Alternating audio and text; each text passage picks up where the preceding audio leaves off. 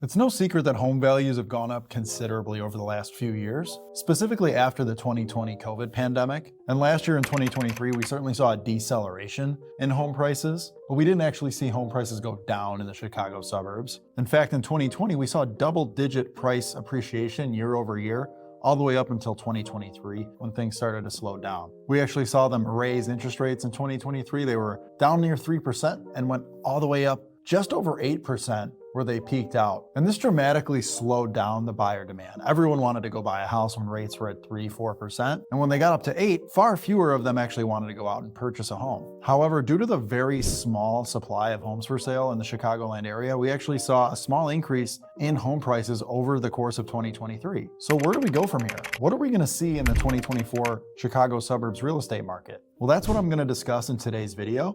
Make sure you stick around all the way to the end, where I give my bold predictions on what's going to happen in 2024.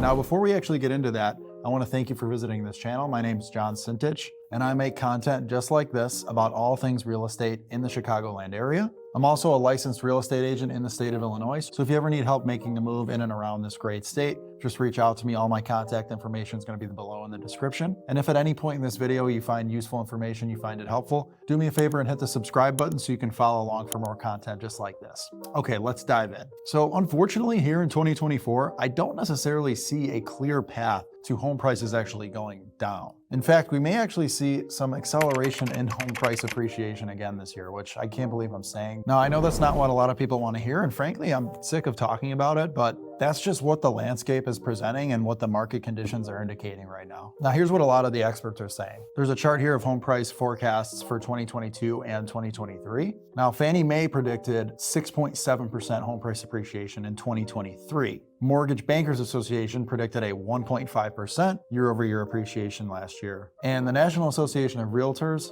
or NAR, they basically said there's going to be no price appreciation whatsoever. It's basically just going to be flat. That's what they predicted for 2023. Now, Fannie Mae was actually the closest of these three in predicting. It was actually about 4.5% year-over-year appreciation here in 2023. Now, you can see here, Fannie Mae is actually predicting a 2.8% year-over-year increase in home prices here in 2024. Mortgage Bankers Association is predicting about 1% year-over-year appreciation. And NAR is essentially sticking to their guns, and they're going with 0.7% year-over-year appreciation. So basically kind of a flattening of home prices over 2024. And the average prediction of these three companies is 1.5% year-over-year appreciation for 2024. So in essence, most of the experts are predicting basically home prices to kind of stay the same or very slightly increase across 2024. Now, what kind of market are we actually going to be in? Are we going to be in a seller's market or a buyer's market or a neutral market?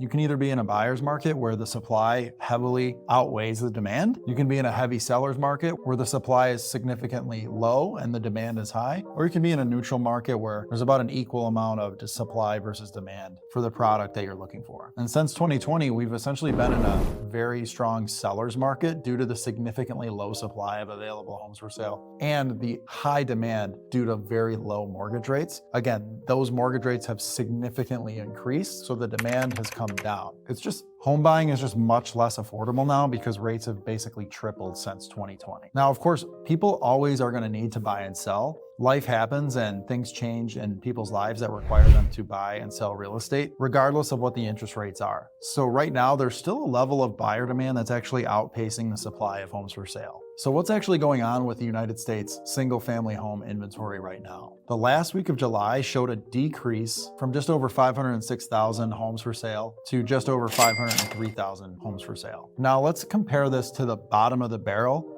where inventory touched the lowest point in recorded history back in 2022. And that number was just over 204,000 available homes for sale. So we basically doubled our inventory since then, and we came up from record lows. So we're still below what we need to be to have a neutral or a buyer's market, but we're up significantly from the bottom of the barrel, essentially. We're actually about 1 to 1.5 million homes short to kind of balance out this market. We need about 1 to 1.5 million homes to come to the market in order to make this more of a balanced, neutral market or maybe even more of a buyer's market. Now, why the reason for such low inventory? There's two main reasons for it. One is that we had a very long period of time, almost 15 years, since the market crash in 2008, of year-over-year below average single-family construction. A lot of construction companies went out of business, and there was just very little homes being built every year following that '08 crash. And so we're still not caught up to where we need to be as far as new construction homes are concerned. Since 2020, we've upped the ante a little bit. We've started building a lot more homes. We're up to about 1.5 million new home completions every year since 2020. However, this is still being outpaced because there's about 2 million home formations year over year since that same time. Now, what is a home formation? Here's an example. I moved out of my mom's basement. My now wife moved out of her mom's basement, and then we formed a household together. We went and bought a house and formed a household. So that's a household formation. We've averaged about 2 million of them over the last few years, and it's outpacing that 1.5 million single family home completions. So not enough new construction. The other major factor is this mortgage rate lock-in effect. We've got 90% of the homeowner population that have a mortgage, and that mortgage is below 6%. So we're below the market rate. So 90% of our country has a rate under 6%. I think the bigger statistic here is that 82% of homeowners with a mortgage have a rate under 5%. Now they're locked into these rates for 30 years. That's not going to change. And a lot of them, they don't want to sell with a mortgage rate of 3% and go buy something that's more expensive at a rate of 6, 7, 8%. So they're keeping their homes off the market where they otherwise would have sold if they could get a lower interest rate. Like some people, they don't like their house, they want to move, but the financials just don't make sense for them. They don't want to move when they have to basically double or triple their interest rate. It's a really hard pill for people to swallow. And so they're not doing it unless they absolutely have to. Death, divorce, relocation for work, things like that. So I don't see this inventory situation changing significantly this year unless we start to see rates come below 6 into the 5s. We might see people more inclined to list their home if they could get a mortgage at around 5, 5.5%. Then we'll see more people willing to sell and we'll have more inventory come to the market. Even if rates stabilize in between the 6, 6.5% range, more people will end up listing their home because they're not seeing as much volatility. They're not seeing rates go up to 7.5, 8%, then back down to 6. We had a lot of volatility with mortgage rates last year, and if we see them stabilize, even at higher rates, people will be more inclined to list their home. Now, the general consensus is that mortgage rates will come down in 2024. We've already seen them come down from 8% to around 6.75%. They're fluctuating between 6.75 and 7% right now. We just don't know how much they will come down, and it all hedges on inflation. The Federal Reserve has been aggressively hiking the Fed funds rate since 2022, which has led to significantly higher mortgage rates. Now, recently, the Fed indicated that they're done hiking rates. They're seeing inflation come down to a number that is close to their target of 2% year over year. And the closer we get to that target, the more likely they are to actually cut the Fed funds rate, and where we'll see mortgage rates probably follow that and come down as well. Experts predict on average rates will be around 6% this year. The expert consensus is that rates will hang out around 6% across 2024. I really appreciate you sticking around this long. I appreciate that you've stuck around for this information. Now I'm going to give my prediction on what's going to happen in the real estate market in 2024. If you found the content of this video valuable at any point, please do me a huge favor, consider subscribing. I make content like this every week about all things real estate in the Chicagoland area. And if you need help with real estate at all in the future, feel free to call me, text me, email me. All my contact information is below in the description. All right, so my thoughts are not going to be much different from the predictions stated earlier. It all hedges on inflation. If inflation continues to come down like it has over the last year, we're going to see mortgage rates come down. Now, this is actually a double-edged sword for buyers, okay?